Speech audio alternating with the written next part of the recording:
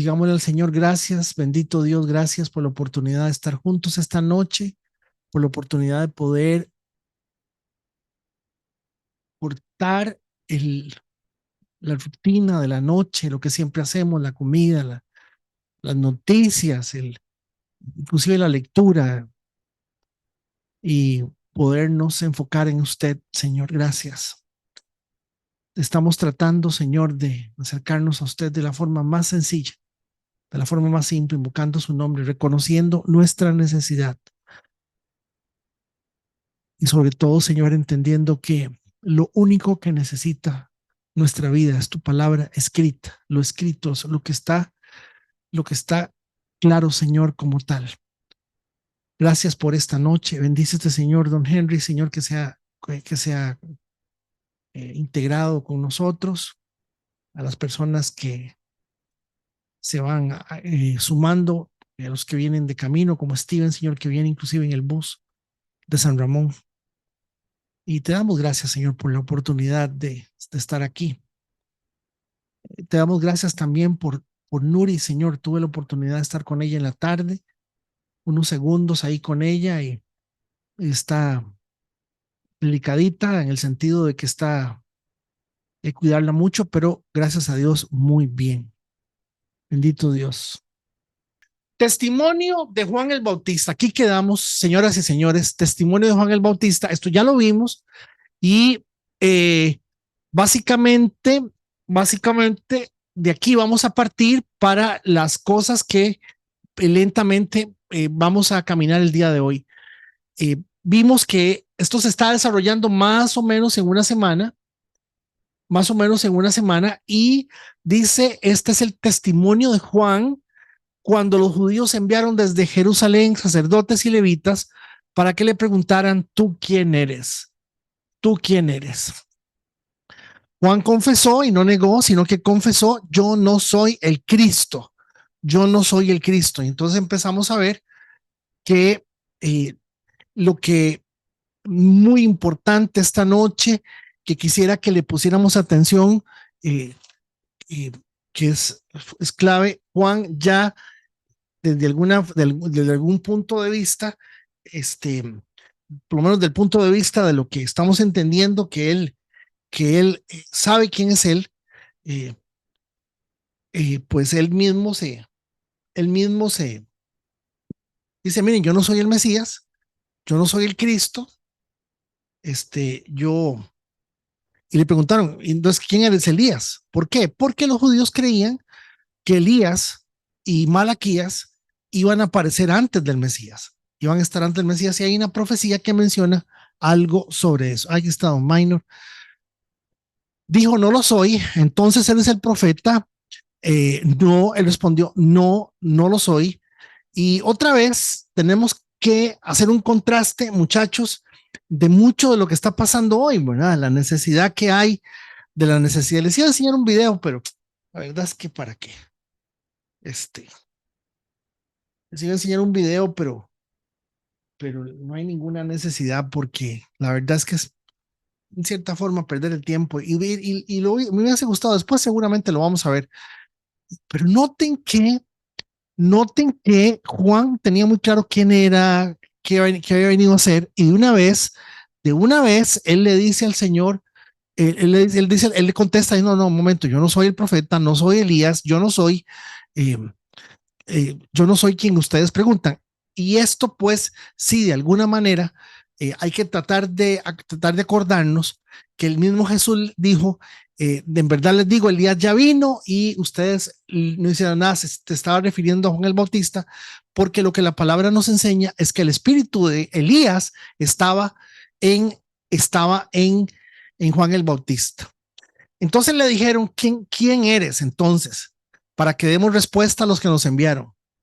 ¿Qué dices de ti mismo? Juan dijo, yo soy la voz que clama en el desierto, enderecen el camino del Señor, como dijo el profeta Isaías. En la antigüedad, cuando el rey iba a algún pueblo, el rey iba a Piedad de Sur, entonces lo que hacían era que Ustedes pueden imaginarse que pues, eran carretas, eran un montón de barro y todo. Entonces, se conseguían algún tipo de forma de nivelar el terreno para que de aquí a Piedad Sur el asunto fuese, fuese muy, fuese bastante llano el asunto, se llenaba el camino. Este, este, este, eh, eh, Janita, Piedad del Sur es un pueblo que está ¿con qué? Como 8 kilómetros del centro de San Ramón. Y es una carretería ahí muy sinuosa, mucha curvilla, angosta, pero es un pueblo muy bonito.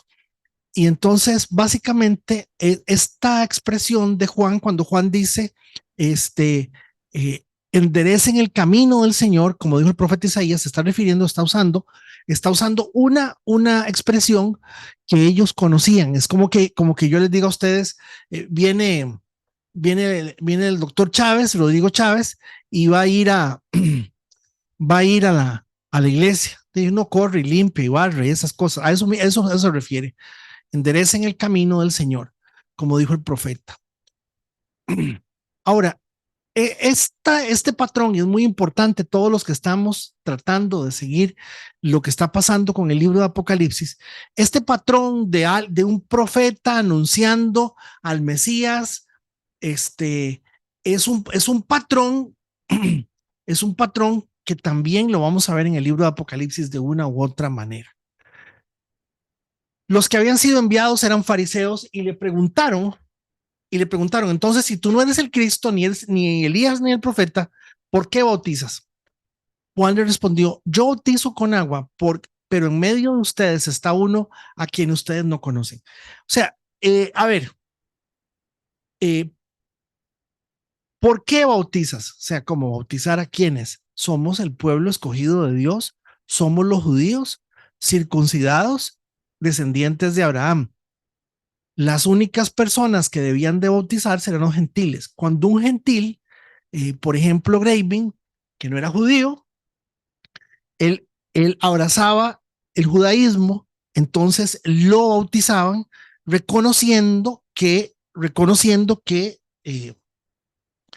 que él estaba abrazando el judaísmo, reconociendo que él iba a ser judío. Recordemos que el bautismo, muchachos y muchachas, no es un invento ni de los cristianos ni de los judíos. Genghis Khan en toda la parte de China, por todo ese lado, siempre que alguien aparecía con un nuevo o con una nueva enseñanza, entonces venía Carlos Hernández desde, venía Carlos Hernández eh, desde San Pedro Sula y, y venía enseñando un tema ahí, tema muy importante, nuevo, ¿verdad? Sobre el Espíritu Santo. Entonces, lo que sucedía era que las personas que les gustaba, que aceptaban, que creían en ese, en esa enseñanza, se bautizaban en esa enseñanza. Por eso es que recordemos que Jesús oye a los fariseos, Jesús oye a los saduceos, Jesús oye a diferentes enseñanzas y cuando se encuentra a Juan el Bautista, le dice, es necesario que me bautices. Y entonces le dice, no hombre, ¿cómo se le ocurre? ¿Cómo lo voy a bautizar yo a usted? Y me dice, es necesario que sea de esta manera. ¿Por qué? Porque acordémonos que esto es un insulto absoluto porque Juan el Bautista les está diciendo a los judíos, ¿cómo se le ocurre a usted estar bautizando judíos?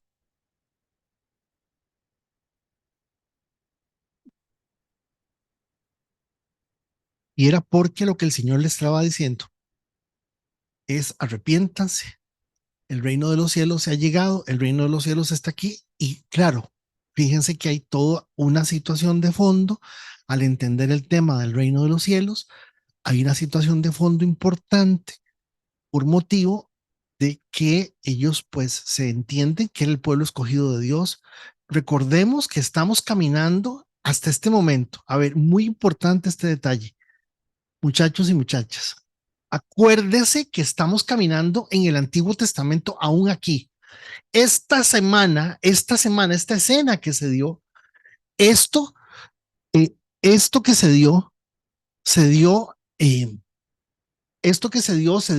regálenme un segundo nada más. Esto que se dio dentro dentro de lo que podemos llamar el Antiguo Testamento. Hasta aquí estamos en Antiguo Testamento. No entiendo. Bueno, que el Antiguo Testamento llega hasta aquí. Esta escena se está dando, es cierto, en el Nuevo Testamento, pero Jesús aclaró que el Antiguo Testamento llega hasta Juan el Bautista y esta escena, Juan el Bautista todavía está vivo. Entonces eso es importante que lo entendamos porque estamos caminando sobre la, eh, sobre la ley. Y entonces estamos aquí, hay sacrificios en el templo y todavía se dan todas las cosas que en el templo se estaban dando, aquí se están dando. Entonces dice el verso 28, estas cosas sucedieron en Betara, en Betabara, al otro lado del Jordán, donde Juan estaba bautizado. Este lugar, Betabara, es un lugar que no está claro en la escritura griega a qué se refiere. Se dice que es Betania, pero dos Betanias. Entonces Juan, para que no hubiese confusión, dijo que al otro lado del Jordán, para que no confundieran una Betania con la otra. Como un dato ahí curioso. Ok, avanzamos, ya lo vimos esto el siguiente día 2, el siguiente día que Jesús venía hacia él, el siguiente día, Juan vio que Jesús venía hacia él y dijo, este es el Cordero de Dios. Y recuerdan que explicamos que esta expresión, el Cordero de Dios, vimos las dos cosas que tenía que ver con el tabernáculo, tenía que ver con la expiación, con el sacrificio anual que se hacía del Cordero para expiar los pecados del pueblo. Tenía que ver también desde el momento en que Abraham llevó a su hijo al monte Moria para lograr, que se diera el sacrificio de Isaac, etcétera, etcétera. Lo vimos ahí en detalle que quita el pecado del mundo. Entonces aquí es donde entramos al tema de esta noche. Al siguiente día, Juan vio que Jesús venía hacia él y que dijo, entonces fíjense que este dijo de aquí es importantísimo. ¿Por qué? Acto seguido. Ok, dice, este es el Cordero de Dios que quita el pecado del mundo. Y sigue Juan hablando. Él es el que viene, él es quien yo dije, después de mí viene un varón, el cual es antes de mí, porque era primero que yo. Entonces Juan lo que está diciendo es que este hombre, aquí hay algo interesante porque Juan y Jesús son primos hermanos, como diríamos nosotros. Y Juan, vean que lo que dice el 31, vean lo que dice el 31. Yo no lo conocía, pero esta expresión yo no lo conocía, es lo que está haciendo referencia, es que él no sabía que él era el Hijo de Dios, que él era el Mesías. Pero vine bautizando con agua para esto, para que él fuera manifestado a Israel. Juan también dio testimonio y dijo, vi al Espíritu descender del cielo como paloma y permanecer sobre él. Vean el 33. Vuelve a decir, yo no lo conocía. Pero el que me envió a bautizar con agua me dijo, aquel sobre quien veas que el Espíritu desciende, y que permanece sobre él, es el que bautiza con el Espíritu Santo. Entonces acordémonos que aquí esto que estamos entendiendo por el bautismo del Espíritu Santo es el sello del Espíritu Santo en nuestra salvación. Nosotros somos salvos por los méritos de Cristo. Nosotros no somos salvos por ser buenos o buena gente. ¿Por qué tenemos que ser salvos? Tenemos que ser salvos porque nuestra naturaleza está caída, nuestra naturaleza está corrupta, nuestra naturaleza es complicada.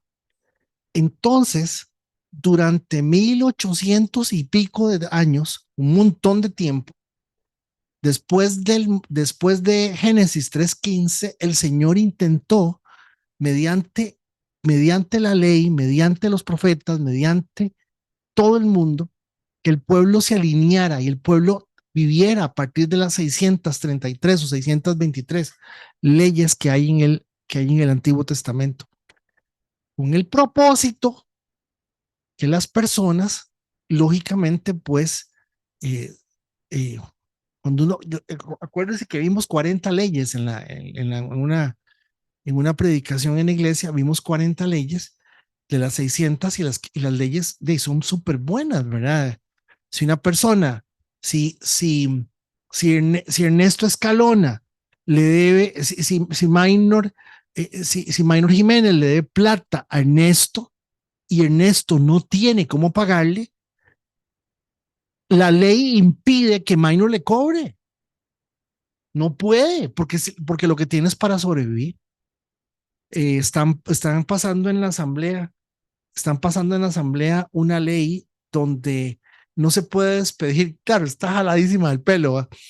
No se puede despedir a nadie en los trabajos mayor de 50 años. Este, eh, Están buscando cierta justicia en las cosas para que podamos entender de qué estamos hablando. Pero, hermanos, en la tradición evangélica, en la tradición evangélica que nosotros hemos tenido, la tradición evangélica nos enseña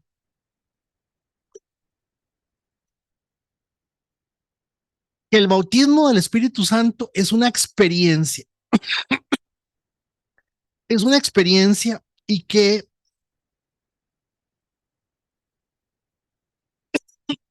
esa experiencia es una experiencia eh, mística, mística, es una experiencia emocional, es una experiencia eh, inconsciente. Y vieran que no es así. Definitivamente, el bautismo del Espíritu Santo es el sello, es las arras que se compromete el Señor a llevarnos a feliz término, a poder ser salvos, porque el Señor nos está enseñando que la salvación empieza en el momento en que somos llamados a ser sus hijos y, como lo explicaba el fin de semana, somos real sacerdocio, nación santa, eh, con el único propósito de que todos ustedes y yo entendamos que tenemos una responsabilidad.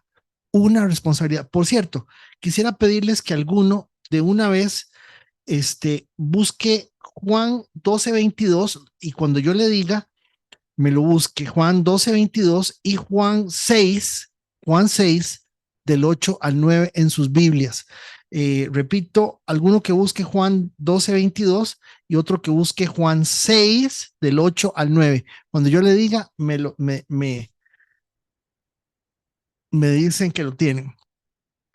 Entonces, esto que es aquel que veas que el Espíritu decía, Federico, pero es que en el libro de los Hechos había una manifestación donde la gente hablaba en lenguas, donde la gente entraba en un trance, donde la gente sí, porque en el libro de los Hechos, ante lo que estamos en una manifestación poderosísima, transitiva del Espíritu Santo, donde nos está mostrando y le está mostrando a los judíos de ese momento que la palabra de Dios ya no es exclusiva de ellos. Por eso es una estupidez y una tontera cuando ustedes oyen a la gente esta que son los mesiánicos, ustedes han oído que les dicen que no, a Jesús no hay que decirle Jesús, pero hay que decirle Yeshua, hay que decirle Yeshua, eh, y a Jehová o a Yahvé o a como quiera hay que decirle Yahweh en hebreo, porque y Shalom, ya nada, Dios te bendiga, no Shalom. Es absurdo porque en el Nuevo Testamento, cuando nosotros vemos, lo que vemos es, damas y caballeros, lo que vemos en el Pentecostés, que lo primero que hace el Espíritu Santo es democratizar, hacer que la palabra de Dios le llegue a todo el mundo, hacer que todo el mundo la entienda. Me explico, si yo empiezo a decirle a una persona que es que Jesús no significa Jesús, que significa Zeus, y que entonces decirle a Jesús está mal, que hay que decirle Yeshua en hebreo, de que vamos a volver al tiempo en que una vez me tocó escuchar la misa en latín, así de viejo soy yo, pero la misa antes era en latín y de espaldas a la gente. Cuando estamos entendiendo esto del bautismo del Espíritu Santo, estamos entendiendo tres cosas. Damas y caballeros, cuando usted vea el bautismo del Espíritu Santo, estamos entendiendo tres cosas. Número uno, lo primero que estamos entendiendo es que el bautismo del Espíritu Santo es el sello del Señor en todos sus hijos, en todos, absolutamente todos. Hablen en lenguas, en chino, en francés, o no lo hagan, es el sello que garantiza que tanto la salvación es por gracia como también por gracia es la santificación. Y ahí es donde deberían de decirme todos amén así efusivamente. Y darse cuenta de que lo que el Señor está diciendo es, si yo no les pongo el Espíritu Santo a ellos no van a ser capaces bajo ninguna circunstancia de ser salvos. ¿Por qué? Porque su naturaleza, su cerebro, su mente es demasiado poderosa.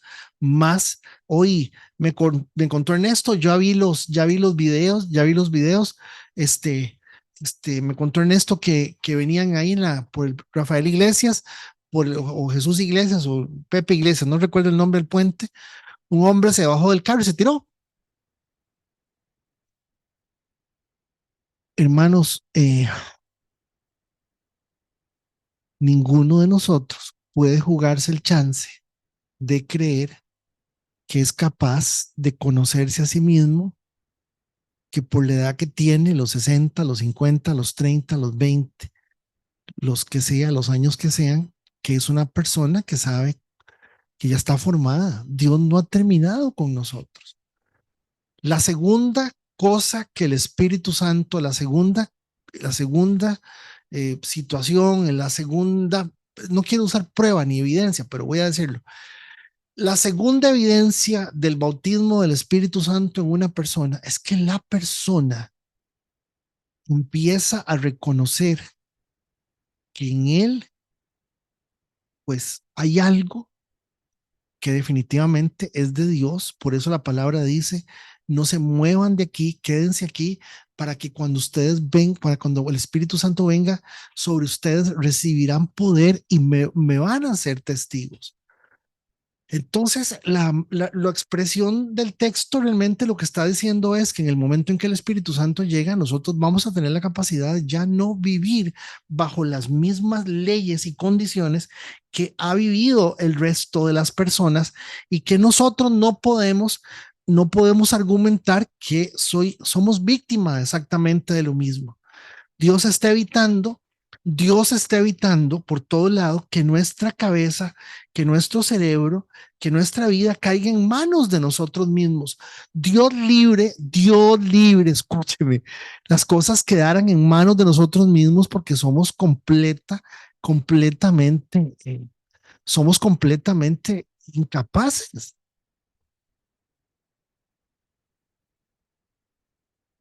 Y usted y yo tenemos que darnos cuenta de que lo que apenas nosotros somos es lo que mi familia, las familias de ustedes, nuestro entorno, los hermanos, reconocen en uno, que lo hacen a uno ser como aceptado, pero genuinamente, eh,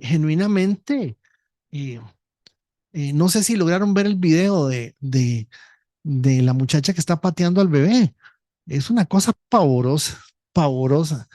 Una muchacha está pateando al bebé, el chiquito en el suelo, el bebé en el suelo, que ni caminar puede, es un bebé de un año o lo más, año y 2 meses.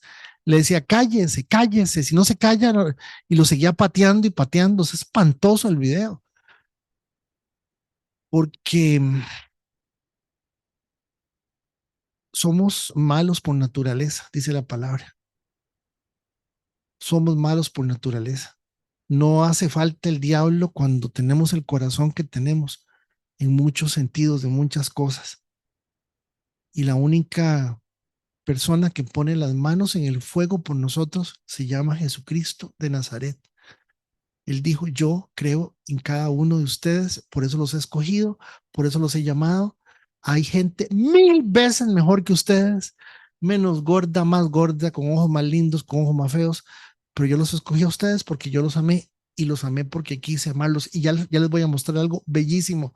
En eso de que nos amó antes es algo que es valiosísimo entenderlo en función de lo que estamos analizando aquí. Entonces, fíjense que aquí va más o menos, vemos un detalle con relación a esto del bautismo del Espíritu Santo que se da con Jesús. Eh, en este momento, esto no representa, Jesús fue bautizado en el Espíritu Santo ya estaba en él, pero sí lo que hay es una manifestación pública de la presencia del Espíritu Santo. A ver, ¿qué se acuerdan? Les dije que aquí tenemos la Trinidad, ¿verdad? ¿Por qué? Porque los otros apóstoles, los otros evangelistas recuerdan el momento donde exactamente el Padre dice, este es mi Hijo amado.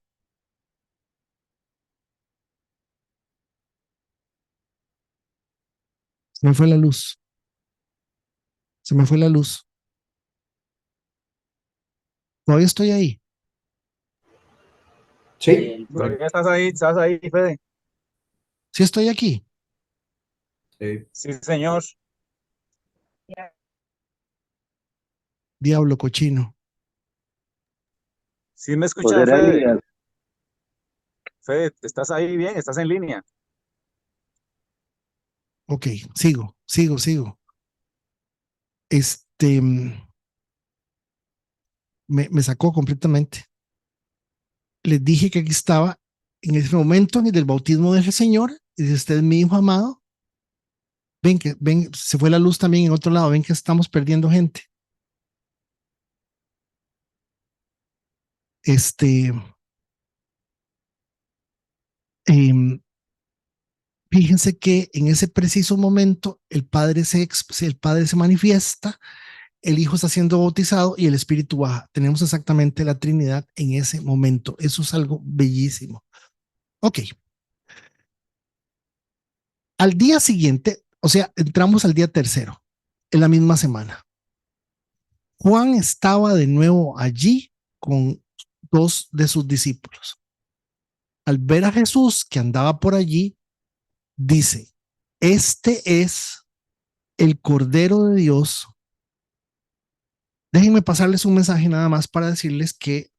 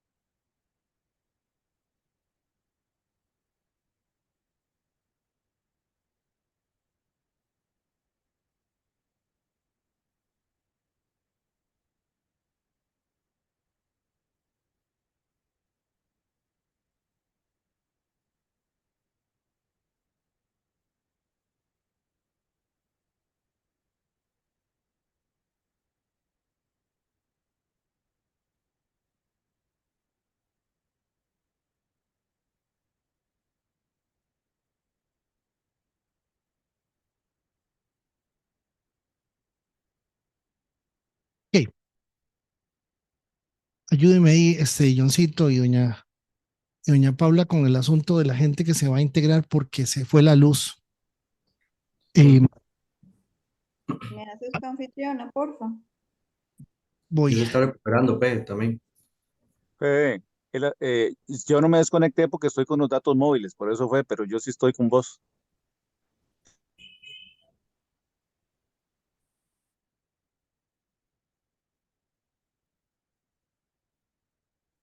Ok, un segundo. El asunto es en San Ramón, porque aquí no ha pasado nada.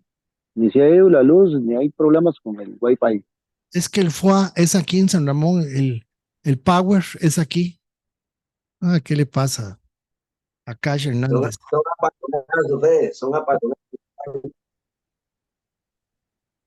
Aquí estamos en el verso Hay 36. apagonazos.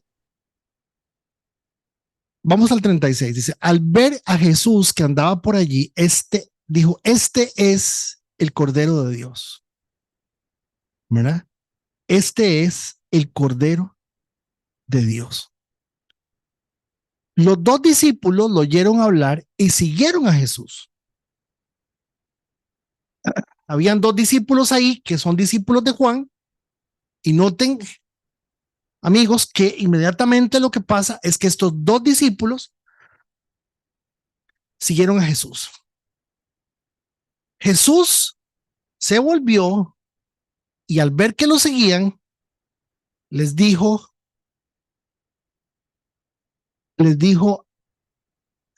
Jesús se volvió y al ver que lo seguían, les dijo, ¿a quién buscan? ¿A quién buscan? No, noten que,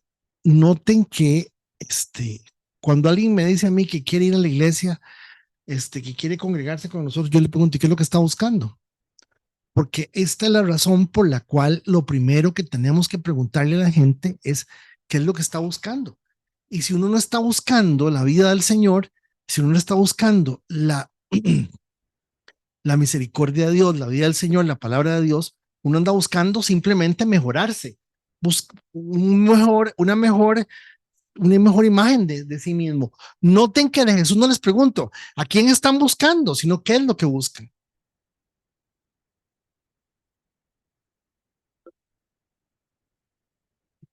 Y hoy,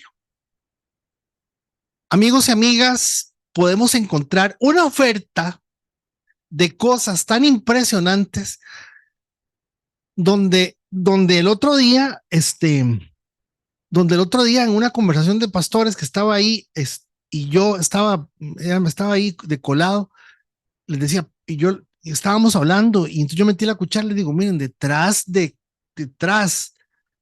cualquier pastor que sea un angurriento y que quiera pedir plata, hay también un pueblo de gente angurrienta, de gente que está buscando la plata, y lo digo en muchos sentidos, de muchas formas.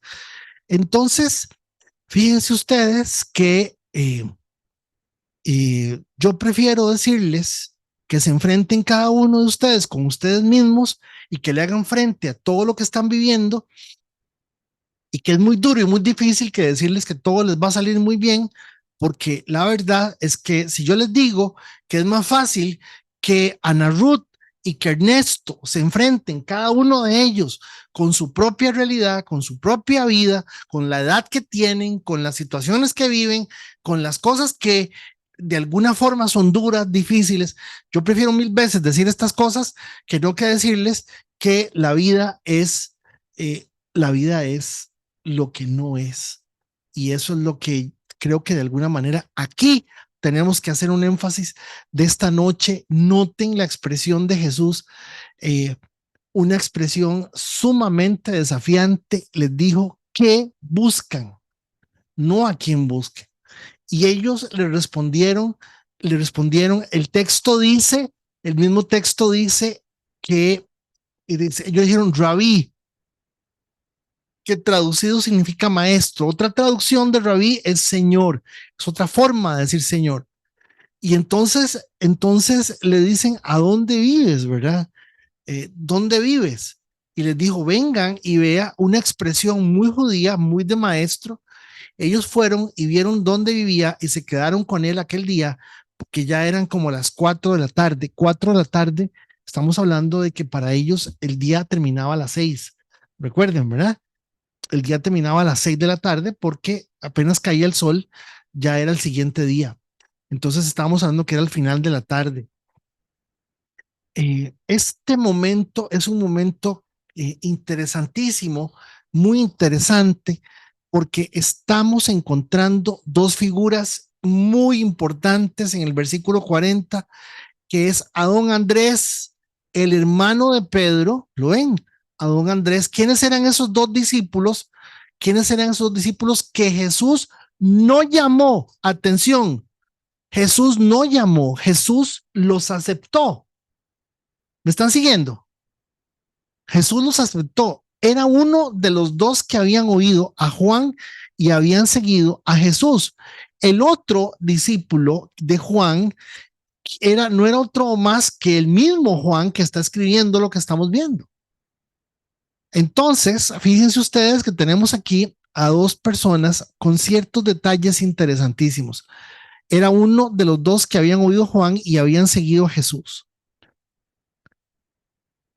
A partir del verso 40, que es bellísimo, porque el verso 40 nos introduce a ver una cadena de cosas que nos están hablando de lo que el Señor siempre supo que iba a suceder.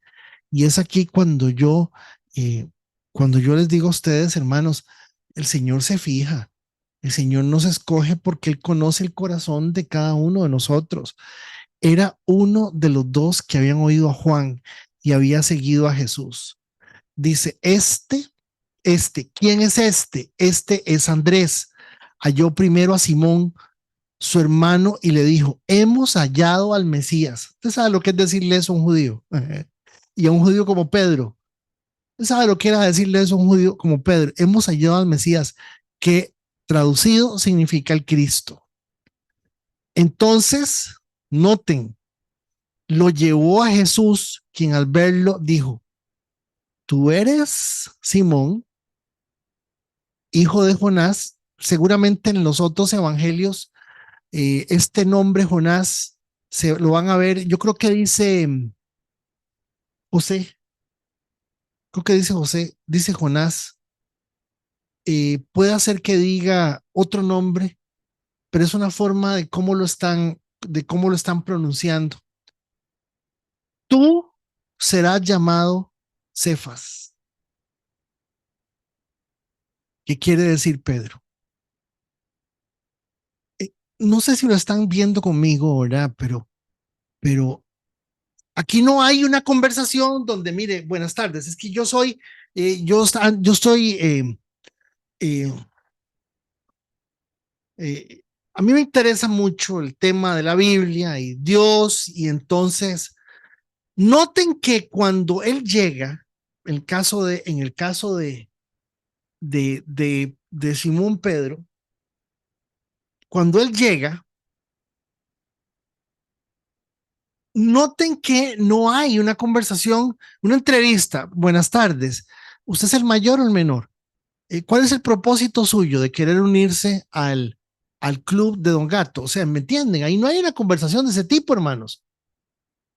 Noten que Jesús simplemente ya sabía quién era Pedro. Y de una vez le dice, vos vas a ser llamado Pedro. Y claro, hay una razón importante, ¿verdad? Que no tiene nada que ver con el asunto de la perspectiva que siempre se ha dicho, ¿verdad? Que el Señor fundó la iglesia sobre Pedro. El Señor no fundó la iglesia sobre Pedro. El Señor fundó la iglesia sobre todas las personas que humildemente reconozcan a Cristo como su Señor y Salvador. Y entonces el Señor le dijo, tú eres Pedro, y sobre esa piedra, la piedra de su confesión, yo voy a edificar mi iglesia. Tú serás llamado Cefas, que quiere decir Pedro. Entonces aquí tenemos una conversión interesante que nos revela al Señor sabiendo quién era Él, claramente quién era Él. Y vamos al cuarto día, al día siguiente, lo ven, al día siguiente, Jesús quiso ir a Galilea y halló a Felipe y le dijo, sígueme. Mire, buenas tardes. Y yo estoy pensando en que usted, ¿cómo se llama usted, joven? Felipe. Mire, ¿y usted a qué se dedica? No, yo estoy aquí trabajando. ¿No estará interesado usted en unirse a un grupo? Yo me llamo Jesús de Nazaret y estoy tratando de... Vean qué interesante.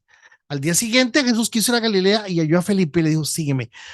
Sígueme, esto que está aquí, amigos, nos tiene que mostrar genuinamente otra vez un elemento que nos enseña que el Señor de plano sabía ¿A quién estaba llamando? Noten, Felipe era de Betsaida, la ciudad de Andrés y Pedro. Ojo, Felipe. ¿Por qué el Señor escogió a Felipe? Y Felipe halló a Natanael y le dijo, hemos hallado a aquel de quien escribió Moisés en la ley y también los profetas, a Jesús, el hijo de José de Nazaret. ¿Por qué Jesús escogió a Felipe? Porque Felipe estaba esperando la profecía del Mesías. Felipe creía en la palabra. Felipe estaba sostenido en la palabra. Nótenlo. Y Felipe y Natanael hemos hallado. Vean a Felipe hablando.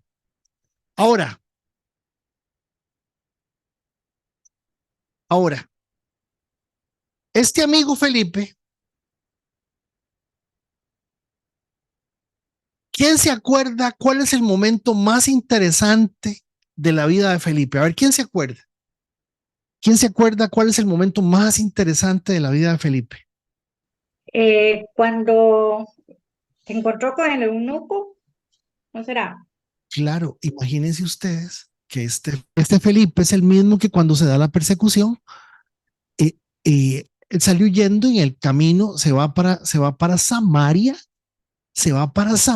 oigan, predicando al Señor en Samaria, haciendo milagros en Samaria, y el Señor lo manda al desierto y en el desierto se encuentra al funcionario de la reina Candace y él se le sube al carro y él y la el negrito este viene leyendo una porción del libro de Isaías y Felipe se lo explica. O sea, yo quiero que ustedes me entiendan que cuando la palabra de Dios dice que el Señor nos escoge, sinceramente yo les voy a decir en mi comprensión de lo que yo estoy viendo, véanlo. O sea, vean Felipe el argumento que usa para hablarle a Natanael. Y fíjense que Natanael no era cualquier acuña. Hemos hallado aquel de quien escribió Moisés en la ley. Oigan, esto, acuérdense, siempre acuérdense. Es como que yo les diga a ustedes, hermanos, que Juan Santamaría, bueno, ese no es, porque es un pleito también con Juan Santamaría, que Juan Santamaría, era gringo, era filibustero, y que Juan Santamaría no era Juan Santamaría, les invente un cuento raro, que les diga alguna cosa extraña, que Keylor Navas no es de Costa Rica. O sea, la gente se va a enojar, se va a molestar, porque es algo que ya está arraigado a lo que nosotros entendemos y es parte casi que de nuestra cultura. Noten que Felipe, hemos hallado a aquel a quien escribió Moisés en la ley y también a los profetas, a Jesús, el hijo de José de Nazaret. Natanael, arrogantemente, terriblemente arrogantemente, pero fino, muy elegante la necesidad de que esto se dé. Natanael le dijo, hey, Sarchi, ¿usted cree que de Sarchi venga algo bueno? De Sarchi, ¿usted cree que de San Pedro Sula venga algo bueno? ¿Usted cree que de San Ramón venga algo bueno? ¿Y de Nazaret puede salir algo bueno? Evidentemente, Natanael desconocía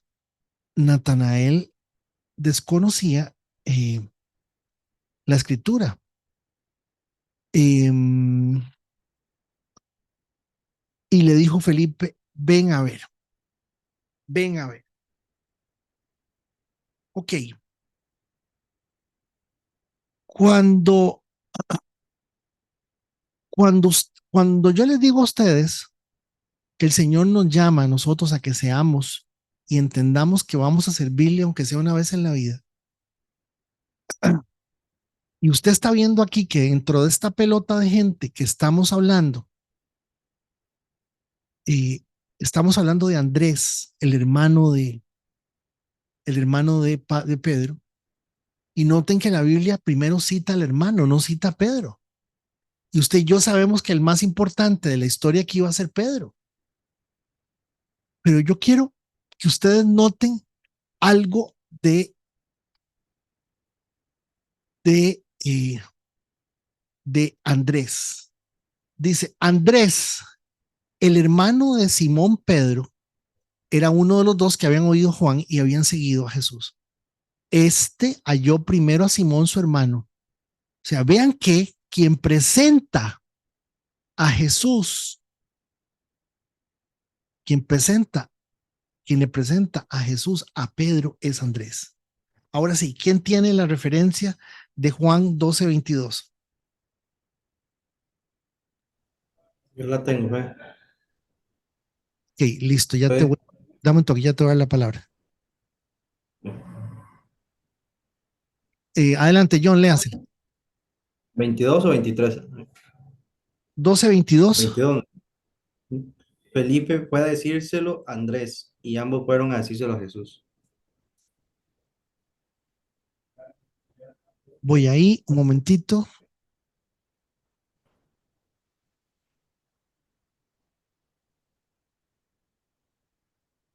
Vean esto, vean esto. Perdón, yo te di mal la referencia, Johncito.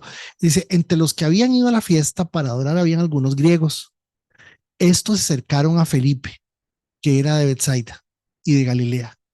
Entre ruegos le dijeron, Señor, quisiéramos ver a Jesús. Felipe fue y se lo dijo ¿a quién?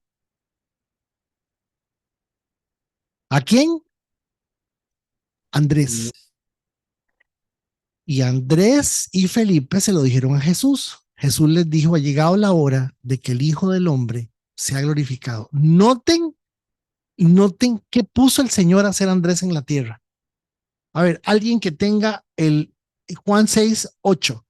Juan 6:8.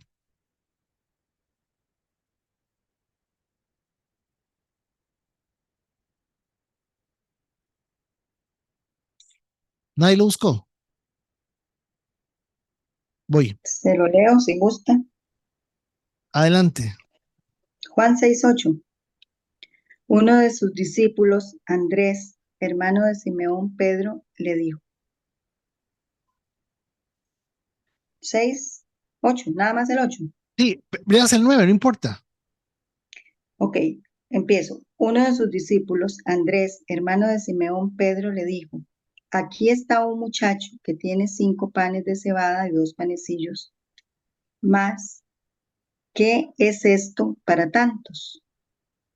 Entonces Jesús dijo, hacer recostar la gente, y había mucha hierba en aquel lugar, y se recostaron como un número de 5,000 varones. Ok, Sigo.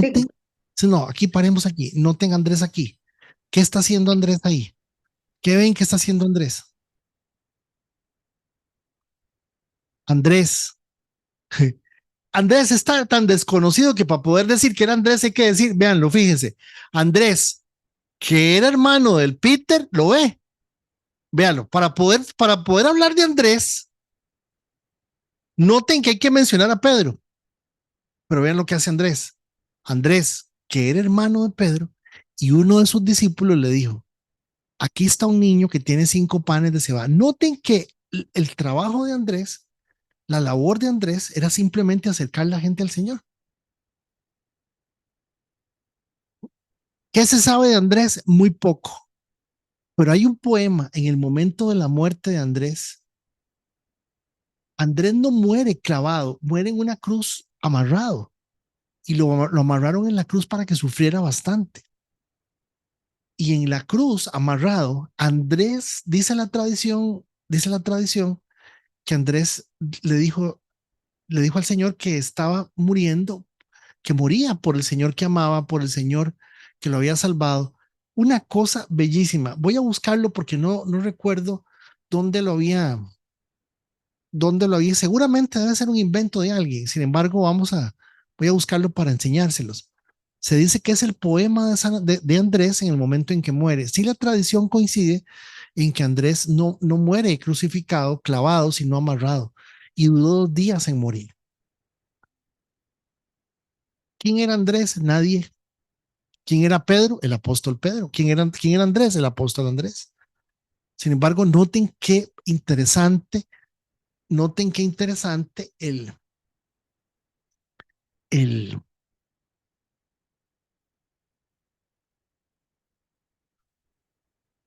papel de don Andrés.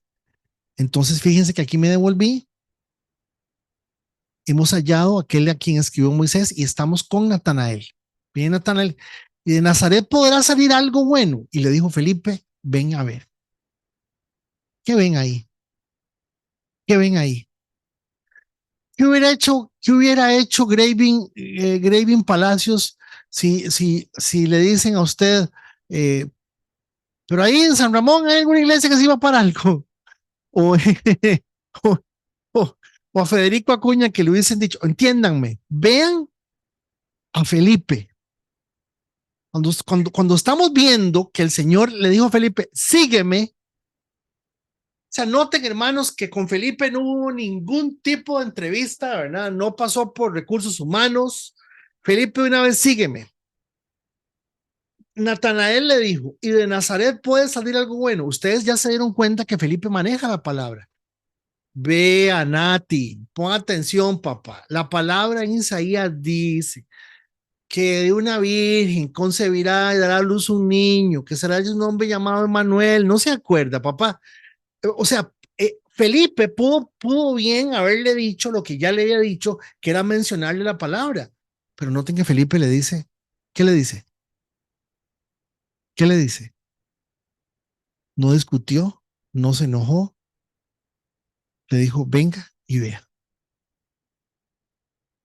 Y yo creo que la lección que nos está mostrando aquí don Felipe es que la mejor batalla se gana cuando lo primero que mostramos es a Cristo y lo que mostramos es al Señor y lo que genuinamente mostramos es el Dios que verdaderamente decimos que conocemos. Porque ¿para qué me voy a agarrar con, con la gente y decirle a Tao y a Lady y a Minor que aquí, que Dios, que la Biblia y que la Virgen y que los haga? ¿Para qué? Si no, ven, una pregunta. Claro, noten que estoy haciendo una analogía, porque lógicamente aquí está fácil porque el Señor lo tienen aquí a la par. Cuando Jesús vio a Natanael, cuando Jesús vio a Natanael, se le acercaba, dijo él, ¿quién dijo? A ver, ¿quién dijo? Cuando Jesús, estamos en el verso 47, no se pierdan, porque es fascinante todo esto que pasó ese día. Cuando Jesús vio que Natanael se le acercaba, entonces Natanael le dijo a Jesús, es que dicen que usted es el nuevo Mesías y yo vengo a ver si es cierto, porque no, ¿quién habló primero? ¿Quién habló primero? Jesús. Jesús, muy bien. Muy bien. ¿Por qué razón Jesús habla primero? Porque ninguno de nosotros se ha salvado solo. El Señor nos ha salvado a todos. Él nos ha buscado a todos. Note que lo primero que él le dice, aquí tienen a un verdadero israelita en quien no hay engaño. La expresión está haciendo referencia al Antiguo Testamento y lo que el Señor Jesús le está diciendo, aquí no hay un hombre astuto, matrafulero, engañador. Este hombre es genuino. Está haciendo referencia a ciertos textos del Antiguo Testamento. Aquí tienen a un verdadero israelita, quien no hay engaño. Y como pueden ver, el muchacho este Natanael es bien suelto de lengüita. Profeta, ¿cuál profeta? ¿Cuál Mesías? No. Esos van a seguir con esa necedad. No, momentito. Venga, se lo enseño. Y noten que el Señor primero habla, el primero que aborda es el Señor, el primero que se acerca es el Señor. Aquí tienen un verdadero israelita que no hay engaño. Natanael le dijo,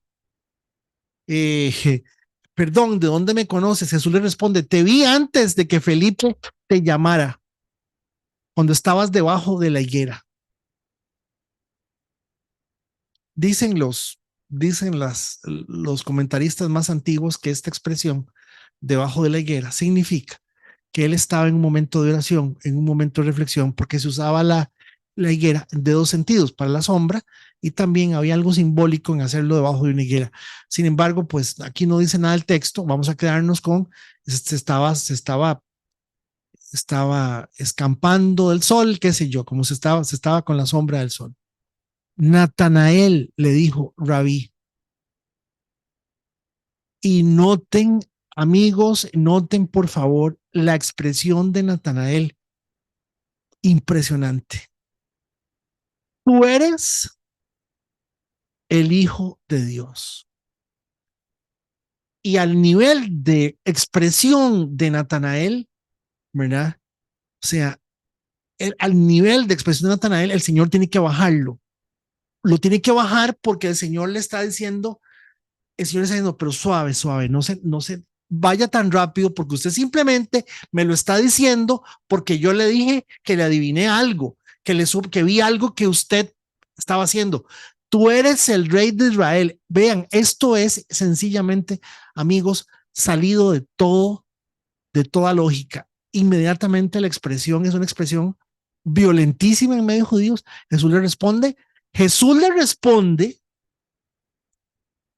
a quien le estaba cuestionando la fe, o sea, a quien le está enseñando sobre la fe, le está cuestionando las cosas como son, le está diciendo, ah, qué raro, sí, si yo no le digo a usted lo que yo sé de usted, quiere decir que usted no me dice a mí que es el Hijo de Dios. Por aquí, ok, ¿qué le está diciendo? Le está diciendo el Señor a John y a Federico y a Rolando. No busquemos a Dios por los milagros, no busquemos a Dios por lo fantástico, no busquemos a Dios por lo extraordinario. Busquemos a Dios porque somos hijos de Dios, somos creados por Dios y nosotros, la palabra dice, la palabra dice, sin mí nada puedes hacer. Quiere decir que todo lo que estemos haciendo sin Dios, oiga, sin mí nada puedes hacer. ¿Cómo nada? Si hay gente que está estudiando, y hay gente que está sacando la carrera, hay gente que está trabajando y le dio un nuevo trabajo y hizo esto y se compró un carro, y hizo aquí, se compró esto, y también hizo esto y se compró una casa. Sin mí nada puedes hacer. Quiere decir que todo lo que estás haciendo lo estás haciendo en tu contra. No lo estás haciendo en el orden de Dios, no lo estás haciendo como Dios quiere que vos hagas las cosas. Ah, es que Dios está en contra de la plata, de la ropa, Dios está en contra Dios no está en contra de nada, Dios está en contra de que usted coja cualquier cosa y la haga Dios.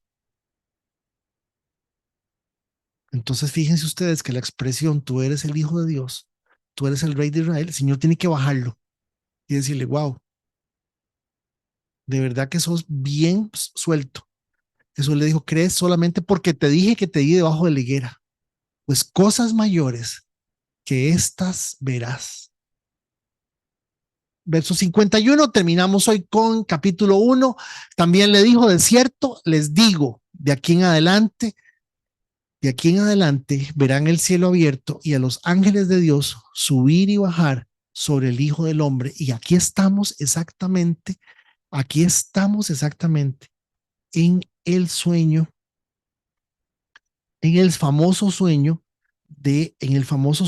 de la escalera de Jacob, la escalera eh, que vio Jacob eh, cuando se duerme. Creo que era Génesis. ¿Qué era eso? Ya les digo.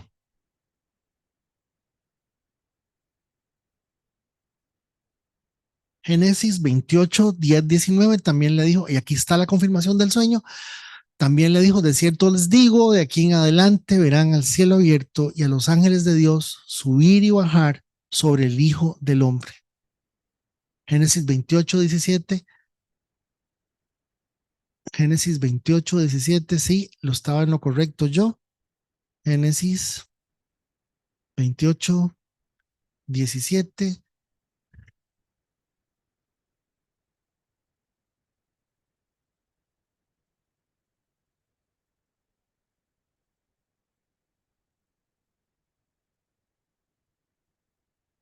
Está, al llegar a cierto lugar, se quedó allí a pasar la noche porque el sol ya se había puesto.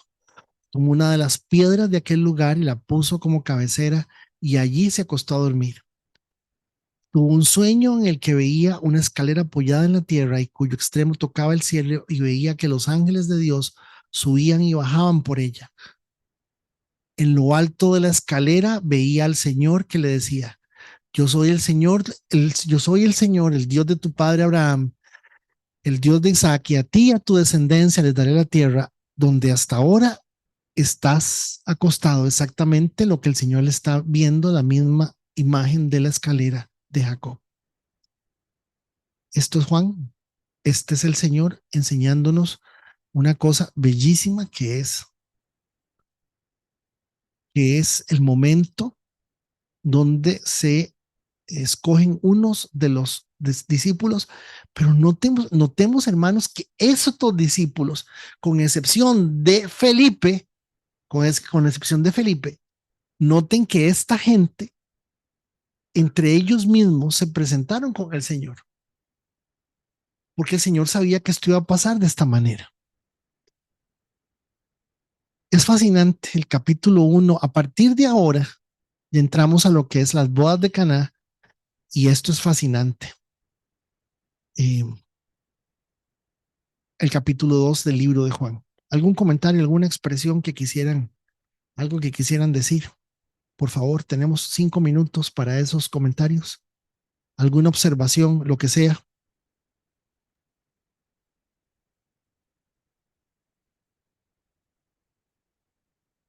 Bueno, levanta la mano.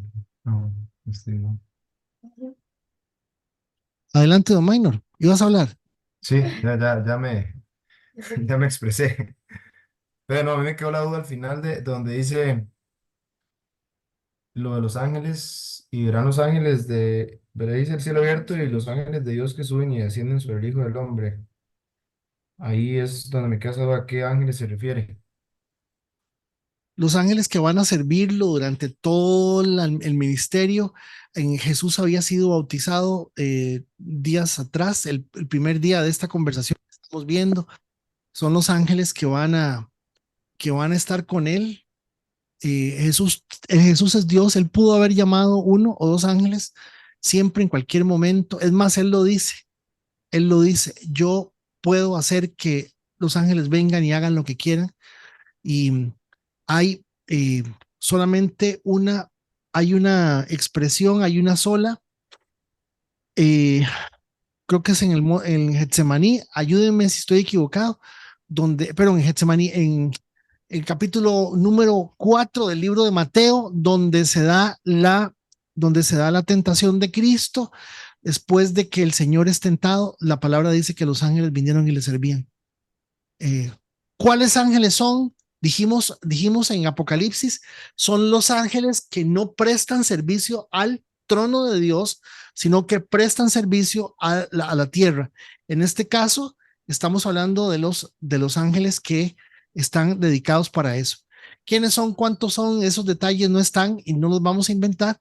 Sin embargo, lo que el Señor está tratando de decir, fíjense, les digo que de aquí en adelante verán el cielo abierto y a los ángeles de Dios subir y bajar.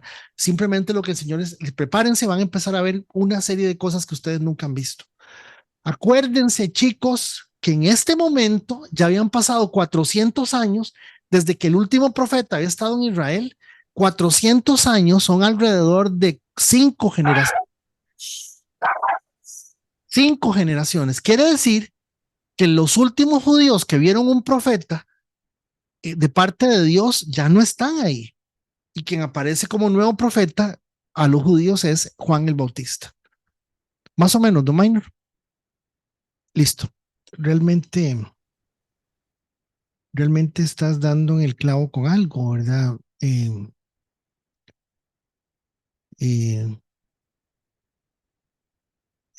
Yo creo que fue ayer o antier, Marito me estaba diciendo, Fede, pero, o sea, ¿cómo nosotros vamos a ser formados a la imagen del Señor conforme al fruto del Espíritu? Bueno, porque realmente es una obra del Señor, ¿verdad? Porque se reúnen todas las cosas, o sea, yo quiero que ustedes me entiendan que cuando yo hablo de salvación estoy tratando de ser muy claro de que no todo el mundo es salvo, de que la salvación no es ir a una iglesia, que la salvación implica un proceso en su vida y en mi vida, en donde usted permite que el Espíritu Santo trabaje con usted y usted se dé cuenta de que mansedumbre, paz, dominio propio, o sea, son cosas que solamente, si la Biblia dice que son del Espíritu, es imposible que usted las pueda encontrar en alguien. Usted no las va a encontrar en nadie. Tienen que ser y vienen del Espíritu. Voy a usar un ejemplo muy feo, pero me sirve para ilustrar. Ese es el as, ese es el as bajo la manga. O sea, el Señor dijo, bueno, de ahí, métanse en la religión que quieran, hagan como quieran, pero mis hijos van a tener mi espíritu y mis hijos van a ser reconocidos por la presencia de mi espíritu en ellos. Y mi espíritu en ellos no son lenguas, ni brincos, ni miadas en el suelo, ni tiradas en el suelo.